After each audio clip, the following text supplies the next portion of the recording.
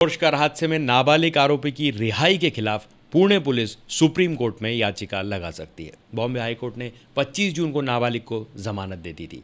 तब कोर्ट ने कहा कि हमें आरोपियों के साथ वैसे ही पेश आना है जैसे हम कानून का उल्लंघन करने वाले किसी और बच्चे के साथ पेश आते हैं, फिर चाहे अपराध कितना भी गंभीर क्यों न हो। हाईकोर्ट के आदेश के बाद किशोर को सुधार गृह में से रिहा कर दिया गया और उसकी हिरासत उसकी मौसी को सौंप दी गई। आरोपी ने 18 से 19 मई की रात पुणे के कल्याणी नगर इलाके में आईटी सेक्टर में काम करने वाले बाइक सवार युवक युवती को टक्कर मार दी थी, जिसमें दोनों की मौत हो गई थी। घटना के समय आरोपी नशे में था। वह 200 किलोमीटर प्रति घंटे की रफ्तार से पोर्श स्पोर्ट्स कार चला रहा था। नाबालिग के माता पिता और दादा फिलहाल घटना से संबंधित 2 अलग अलग मामलों में जेल में हैं।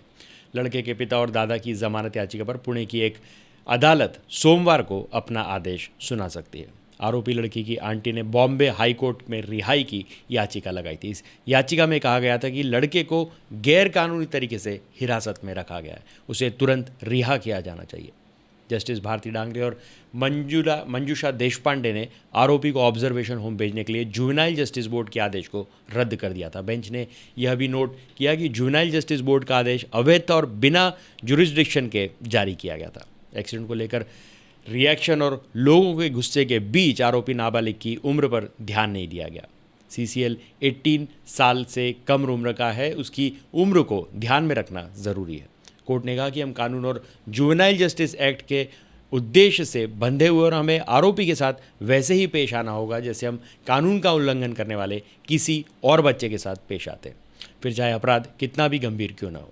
आरोपी रिहेबिलिटेशन सेंटर में है, जो कि जुवेनाइल जस्टिस एक्ट मुख्य उद्देश्य है, जिसका वह साइकोलॉजिस्ट की सलाह भी ले रहा है और इसके आगे भी जारी रखा जाएगा। कोर्ट ने सुनवाई के दौरान कहा कि ये सही है कि इस एक्सीडेंट्स में 2 लोगों की जाने गई, लेकिन यह भी सच है कि नाबालिग बच्चा भी सदमे में है। कोर्ट ने पुलिस से यह भी पूछा कि जुवेनाइल जस्टिस बोर्ड ने किस नियम के आधार पर अपने बेल ऑर्डर में बदलाव किया था। बेंच ने नोट किया था कि पुलिस ने जुवेनाइल बोर्ड के जमानत के आदेश के खिलाफ किसी ऊपरी अदालत में याचिका दाखिल नहीं की थी। इसे लेकर कोर्ट ने पूछा कि यह किस तरह की रिमांड है, इस रिमांड के पीछे कौन सी ताकत का इस्तेमाल किया गया है, यह कौन सी प्रक्रिया है जिसमें एक शख्स को बेल मिलने के बाद उसे कस्टडी में भेजने का आदेश दिया जाता है। नाबालिग को जमानत दे दी गई थी, लेकिन अब उसे ऑब्जर्वेशन होम में रखा गया है। क्या ये बंधक बनाने जैसा नहीं है?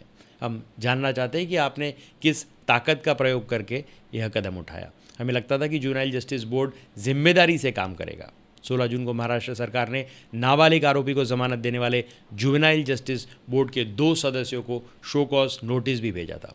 आरोपी को हादसे के बाद हिरासत में लिया गया था, लेकिन जुवेनाइल बोर्ड ने उसे 15 घंटे में ही जमानत दे दी थी। जमानत की शर्तों के तहत उसे सड़क दुर्घटनाओं पर निबंध लिखने, ट्रैफिक पुलिस के साथ कुछ दिन काम करने और 7,500 रुपये के 2 बेल बॉन्ड भरने को कहा गया था।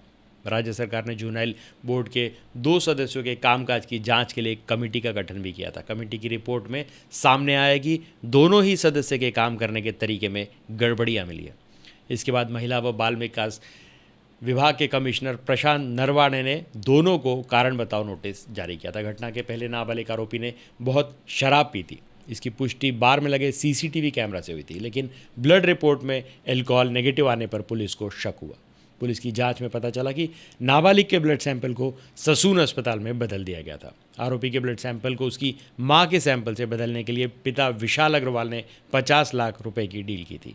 ससून अस्पताल के डॉक्टर तावरे, डॉक्टर हलनोर और अस्पताल के एक स्टाफ को 27 मई को गिरफ्तार किया गया।